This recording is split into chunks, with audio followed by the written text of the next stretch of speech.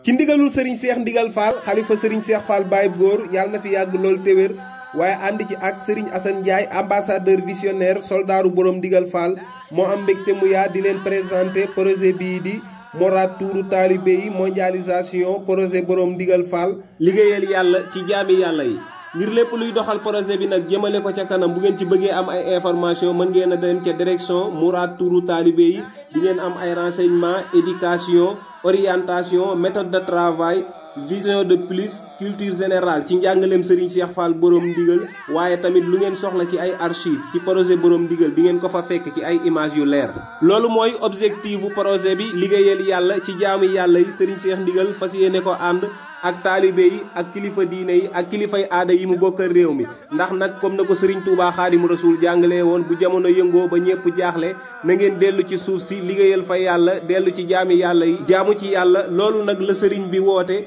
muy projet Mourad tuuru taalibe yi mondialisation projet borom Ndigal Fall. bu ngeen bëggee lu gën a leer ci li may wax nag mën ngeen leen a fekk ca seen direction nekk ca Touba rond-point garage Dakar vers usine xorom 300 mètres à gauche ci auto école Mangone magasin yi ci suuf foofu mooy direction Mourad tuuru taalibe yi mondialisation projet borom ndigal wala itam nga jokkoo ak ñoom ca téléphone ba di 77 221 80 81 wala 76 657 47 71. projet Mourad tuuru taalibe yi mondialisation projet borom ndigal ci njiitul Serigne Assane Ndiaye Baye Fall ambassadeur visionnaire soldaaru borom Ndigal Fall ñooy ànd di ñaanal Serigne Cheikh Ndigal Fall suñu borom may ko fan wu gudd lool te ànd ak wér.